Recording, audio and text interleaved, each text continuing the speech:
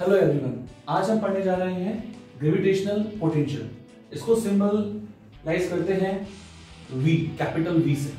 सबसे पहले हम इसको डिफाइन कर लेते हैं। The gravitational potential at a point in the gravitational field of a body is defined as the amount of work done. यदि आपको कोई बोला जाए, कोई पूछे कि सबसे पहला स्टेप क्या है डिफाइन करने का पोटेंशियल को, क्या आप बोल सकते हो कि वर्क डन है। बट इसमें आगे ध्यान रखिए, by an external agent. Work done कौन कर रहा है? External agent. In bringing a body of unit mass. एक यूनिट मास की बॉडी को आप ब्रिंग कर रहे हैं, लेके आ रहे हैं, कहां से? From infinity to that point. उस पॉइंट पर लेके आ रहे हैं जहां आपको पोटेंशियल फाइंड आउट करना है। इसमें ध्यान रखिए, ये वर्ड बहुत इंपॉर्टेंट है, slowly. That mean no change in kinetic energy. Kinetic energy में कोई चेंज नहीं होना चाहिए। स्लोली और you can say without acceleration. आपको एक यूनिट मास लेके आना है। ये रहा यूनिट मास। कहां से लाना है? इंफिनिटी से लेके आना है। कौन लेके आएगा? एक्सटर्नल एजेंट लेके आएगा, राइट। और जो भी वर्क डन होगा, ओके, उसको आप डिफाइन करेंगे ग्रेविटेशनल पोटेंशियल से, और वो भी उस पॉइंट का जहां तक आप उस यूनिट मास को लेके आ रहे हैं। Now gravitational potential due to a point mass. Point mass के कारण हम ग्रेविटेशनल पोटेंशियल निकालना चाहते हैं। उससे पहले मैं आपको बताता हूं एक फॉर्मूला जो इस डेफिनेशन को मैथमेटिकली रिप्रेजेंट करता है। That is Vp equals to work done upon mass. ये कौन सा मास है? ये वही यूनिट मास है जिसको आप इनफिनिट से लेके आ रहे हैं। इसको हम टेस्ट मास भी बोल सकते हैं। वर्क डन कहां से करना था? From infinity. कहां तक करना था? एट अ पॉइंट, जिस पॉइंट तक आप लेके आ रहे हैं, और या फिर बोल दीजिए जिस पॉइंट पर आप पोटेंशियल निकालना चाहते हैं। ओके, तो ये आपका एक फॉर्मूला हो गया। इसको मैं बॉक्स कर देता हूं। वर्क डन पर unit mass is known as potential. Unit आप इस फॉर्मूले से यूनिट निकाल सकते हैं। वर्क यूनिट जूल, मास की केजी, तो जूल पर केजी, ये ऐसा यूनिट हो गई है। डायमेंशन मैंने पहले भी कहा था कि खासकर वर्क और फोर्स की यूनिट से डायमेंशन याद रखें। वर्क की डायमेंशन होती है m1 L2 T-2 upon mass है, तो मास डायमेंशन m1। आप देख लीजिए, यहां से मास कट गया, ये बन गया m0 L2 T-2। नाउ अब मैं पोटेंशियल निकालना चाहता हूं due to a point mass. तो सबसे पहले मैंने एक पॉइंट मास लिया, कैपिटल M, राइट। ये मैंने यहां रखा हुआ है। इसके r डिस्टेंस पर एक पॉइंट P अज्यूम किया। ओके, यहां मुझे पोटेंशियल निकालना है Vp due to this point mass. उसके लिए मैंने क्या किया? इंफिनिटी पे गया, एक मास को लेकर, जिसको यू कैन से टेस्ट मास। इस टेस्ट मास को मैं धीरे धीरे इस पॉइंट तक लेके आऊंगा। ओके, और यहां से यहां तक जो भी वर्क डन होगा उसमें इस यूनिट मास को डिवाइड कर दूंगा और मेरा पोटेंशियल आ जाएगा। और कौन सा वर्क डन? ध्यान रखिए, एक्सटर्नल एजेंट, राइट। तो मैं खुद एक्सटर्नल एजेंट हूं। मैंने मास, टेस्ट मास को पकड़ रखा है, मैं इसको धीरे धीरे लेके आऊंगा। कई लोग पूछते सर धीरे धीरे क्यों? यदि आप इसको यहां छोड़ दोगे, आप सोचिए, ये मास वो मास दोनों एक दूसरे को अट्रैक्ट करेंगे। ये वाला मास जैसे उस मास को अट्रैक्ट करेगा, तो वो मास इसकी तरफ एक्सेलरेट होगा। यदि फोर्स है तो एक्सेलरेशन है, तो मुझे उसको पकड़ना पड़ेगा। जैसे कि मैंने पेन छोड़ती भाग गया, वो मास इस मास को अट्रैक्ट कर रहा है, वो मतलब नीचे अर्थ, और इसको अट्रैक्ट कर रही है, तो मुझे इसको लेके जाना होगा, पकड़ना होगा धीरे धीरे। अब ऑब्वियस, इस पर तो पहले से फोर्स है, तो ये अपने अंदर जा रहा है। दैट मीन मुझे जब इसको स्लोली मूव कराना होगा, डेफिनेशन में स्लोली वर्ड है ना, तो मुझे इसको, जो इसका अट्रैक्टिव नेचर फोर्स है, जो उसका दूसरा मास इस पर फोर्स लगा रहा है, उसके अपोजिट मैं एक फोर्स लगाऊंगा, पकड़ूंगा इसको। नेचुरल फोर्स अट्रैक्टिव फोर्स के अपोजिट। ये देखिए, इस मास को मैं ए पॉइंट पर लेके आया और ए पॉइंट पर मैंने दो फोर्स दिखाए। यदि स्मॉल m ए पॉइंट पर है तो कैपिटल M उसको खींचेगा, Fg ग्रेविटेशनल फोर्स। इसकी वजह से आएगा एक्सेलरेशन। मैं एक्सेलरेशन नहीं चाहता क्योंकि मुझे स्लोली मूव करना है डेफिनेशन के अकॉर्डिंग। तो मैं क्या करूंगा, इस पॉइंट पर उस मास को जो कि स्मॉलर मास है उसको अपोजिट खींचूंगा, बाहर की तरफ फोर्स लगाऊंगा, राइट, तब जाकर ये हो सकता है कि धीरे धीरे मूव करे। ओके, डायग्राम देख लीजिए, मैंने ए पॉइंट अज्यूम किया है, उसकी डिस्टेंस मैंने capital M that means source mass से एक्स अज्यूम किया है, यहां से यहां तक एक्स। नाउ अब मैं ए से बी जा रहा हूं, तो सबसे पहले मैं स्मॉल ऑर्गन निकालूंगा छोटी सी डिस्प्लेसमेंट के लिए। एज यू नो, अलग अलग डिस्टेंस पर अलग अलग फोर्स होता है, तो पहले मैं यहाँ पर स्मॉल ऑर्डर निकालूंगा और फिर उसको बाद में इंटीग्रेट कर दूंगा। एज यू नो, इंटीग्रेशन तभी यूज करते हैं जब हमारे पास वेरिएबल फोर्स का ऑर्डर निकालना होता है। यहाँ जो फोर्स है वो डिस्टेंस पर डिपेंड करता है, राइट, तो जो वर्क डन आएगा वो भी वेरिएबल होगा, इस वजह से मैं पहले स्मॉल ऑर्डर निकालना चाह रहा हूँ, वो भी किसके कारण, एक्सटर्नल एजेंट के कारण।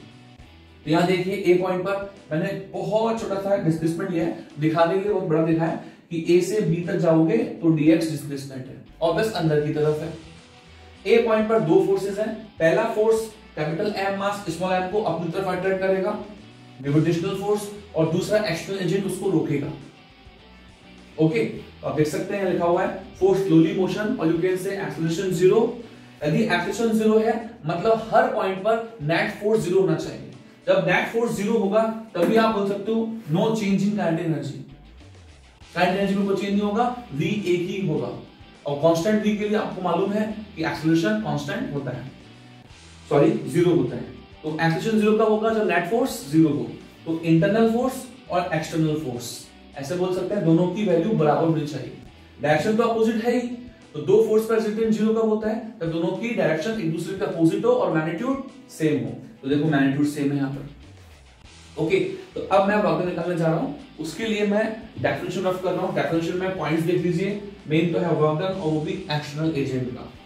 तो ये डेफिनेशन को मैं रफ कर रहा हूँ, और सबसे पहले हम निकालेंगे वर्क डन, वो भी स्मॉल।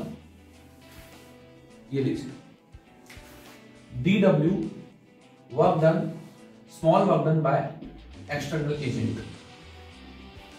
तो फॉर्मूला आपको मालूम ही है वर्क डन का, F एक्सटर्नल मैग्नीट्यूड,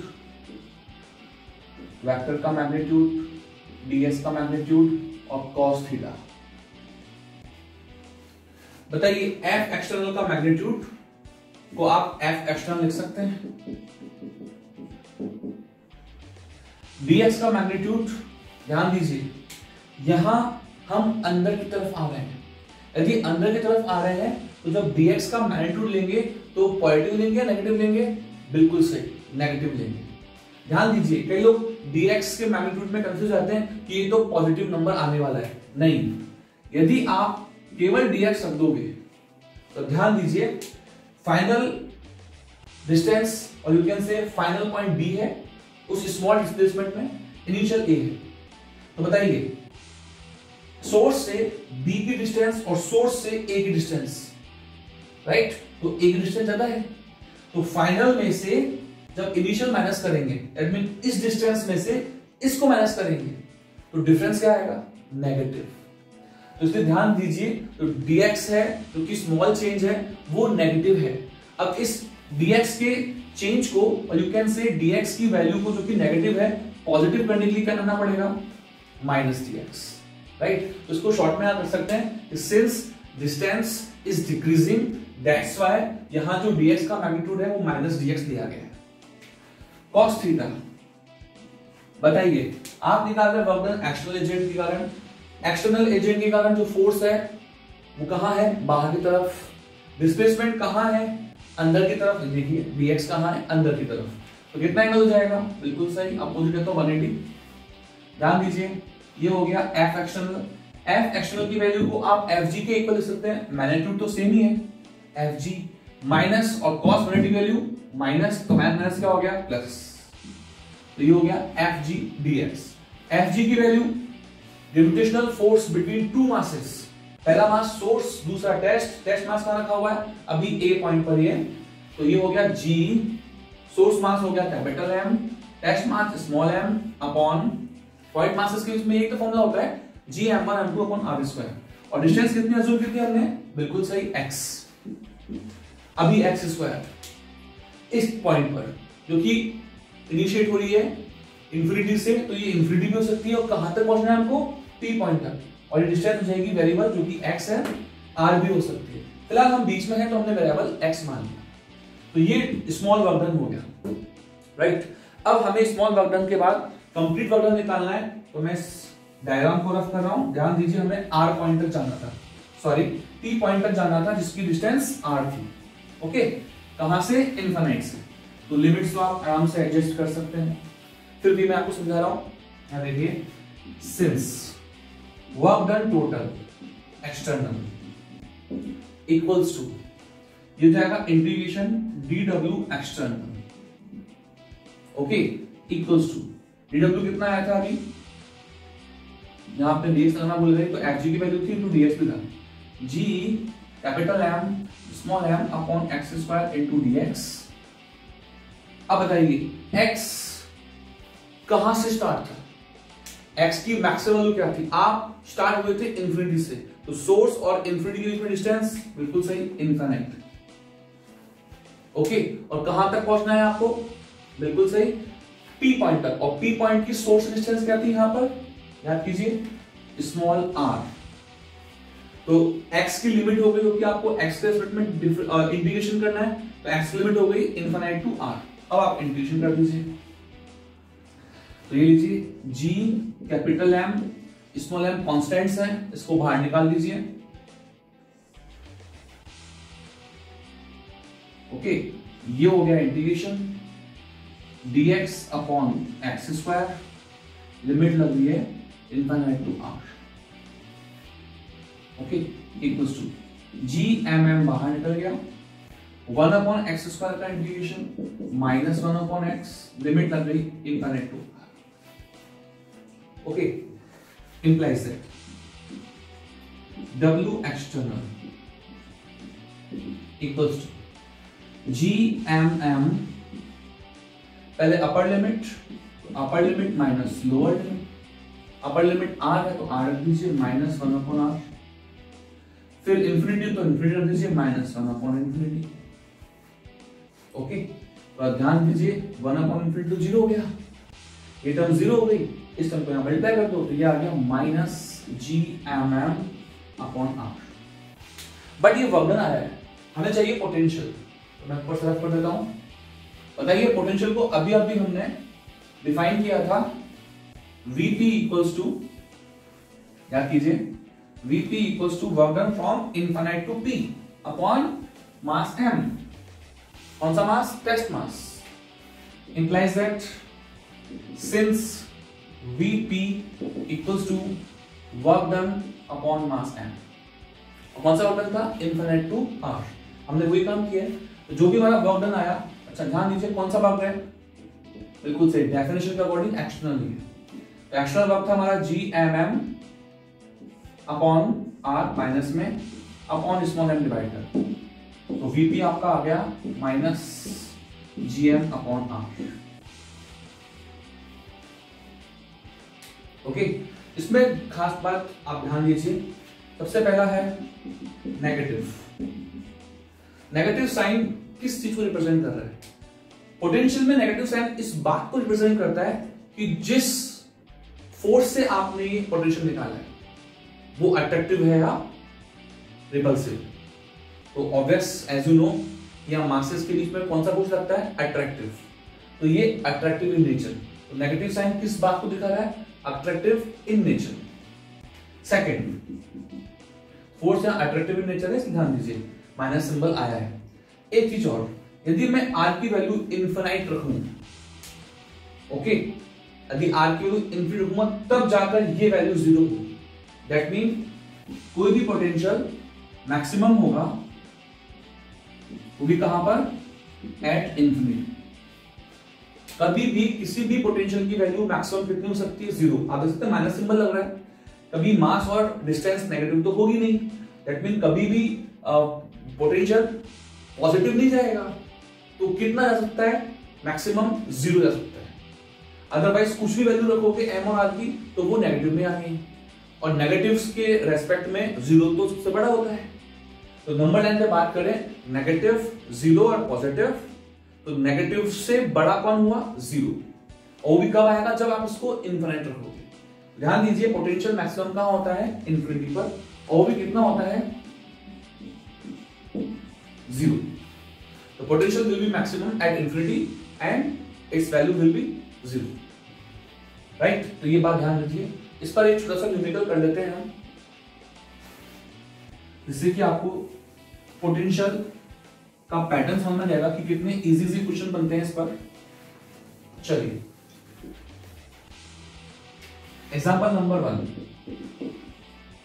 आपको 2 पॉइंट मास दिए हुए हैं, 10⁻² kg, 10⁻³ kg। ओके, डिस्टेंस दी हुई है आपको 1 मीटर दोनों के बीच में। आपको बोला गया है कोई मिड पॉइंट है, नाम दे देते हैं M। चलिए M की जगह आप लिख देते हैं P। और कहां है मिड, मिड मतलब हो गया 0.5 मीटर इधर से और उधर से, ठीक है। आपको पूछ जाएगा find V2। Okay, since potential भी प्रिंसिपल ऑफ सुपरपोजिशन को फॉलो करता है और ये पोटेंशियल स्केलर क्वांटिटी है, as you know work done upon mass था, वर्क डन तो स्केलर होता है, तो पोटेंशियल भी स्केलर है।